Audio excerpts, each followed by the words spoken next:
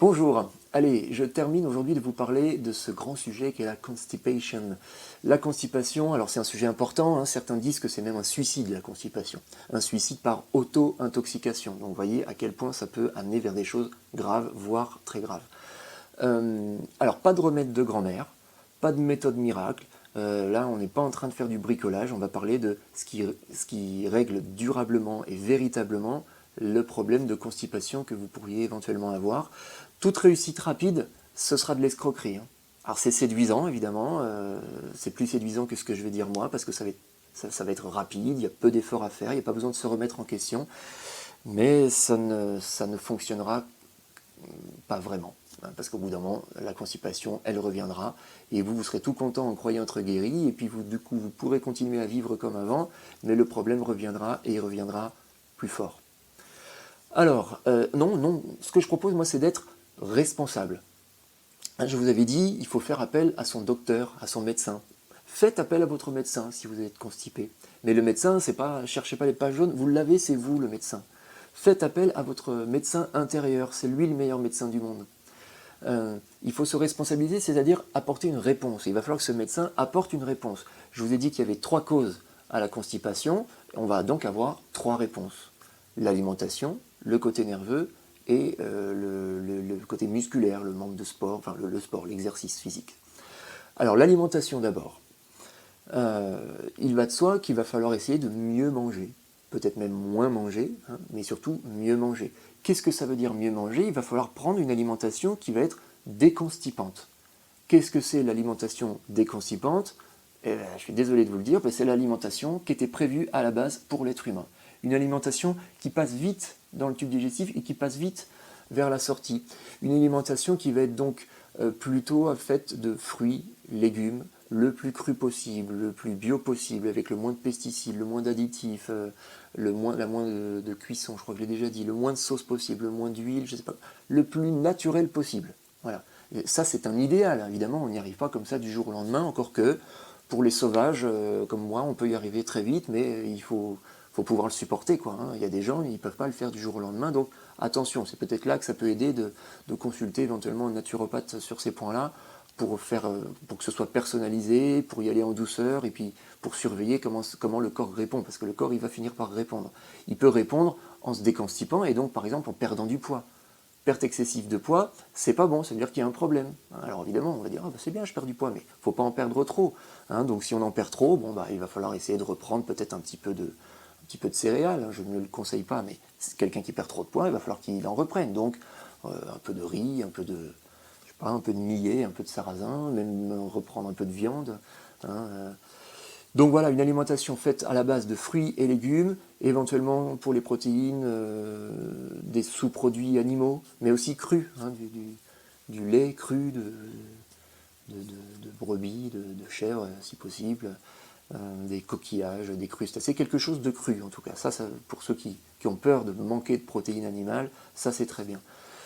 Ça c'est donc pour le côté alimentaire. Il faut essayer aussi de comprendre que une alimentation cuite, c'est une alimentation qui est asséchée.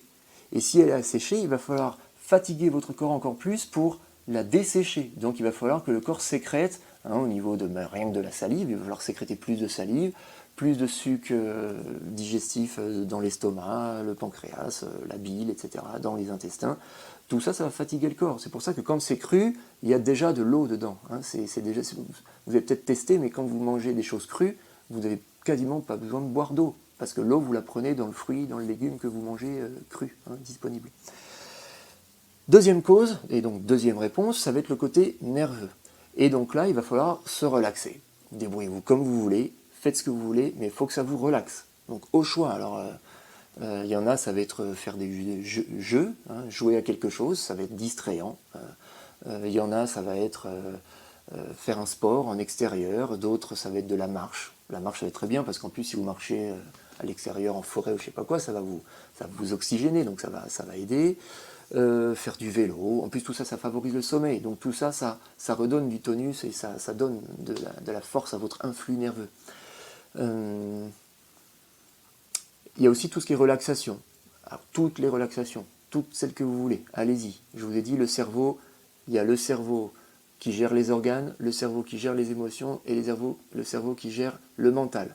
Si vous arrêtez de réfléchir, que vous avez une psychologie de vie, une philosophie de vie qui vous fait vivre vos émotions d'une bonne façon, il vous reste beaucoup plus d'énergie dans le cerveau pour les organes, pour favoriser le péristaltisme intestinal, pour favoriser les glandes qui sécrètent les sucs digestifs, etc.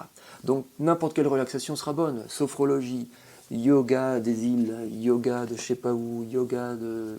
N'importe quelle relaxation sera bonne du moment que vous arrivez à lâcher.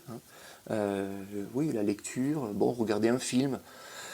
Oui, bon, ça dépend du film. Si c'est un film ultra violent, si vous êtes collé à l'écran, si... bon, c'est pas terrible les écrans au niveau du système nerveux.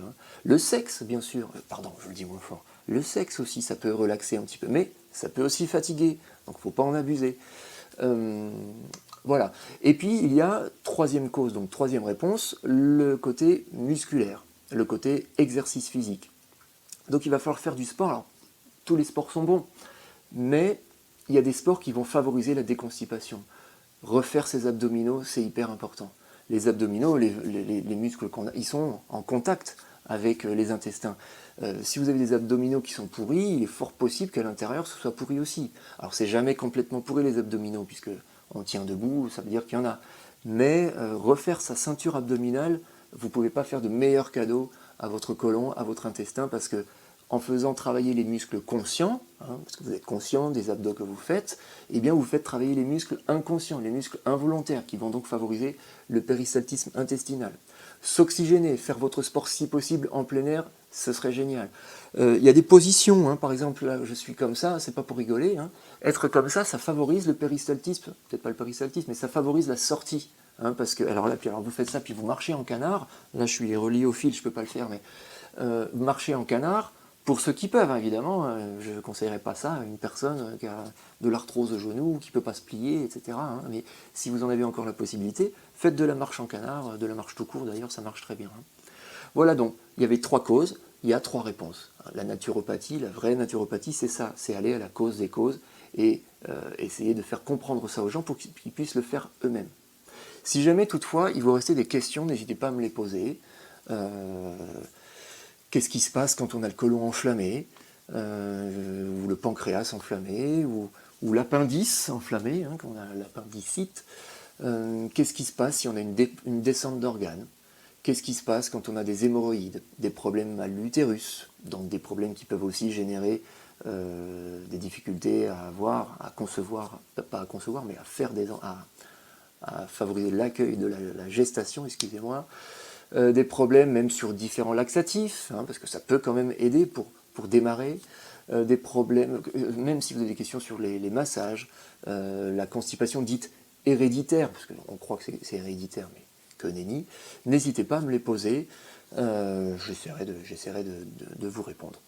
Je terminerai avec une citation, un ventre qui se fait remarquer, c'est un mauvais ventre.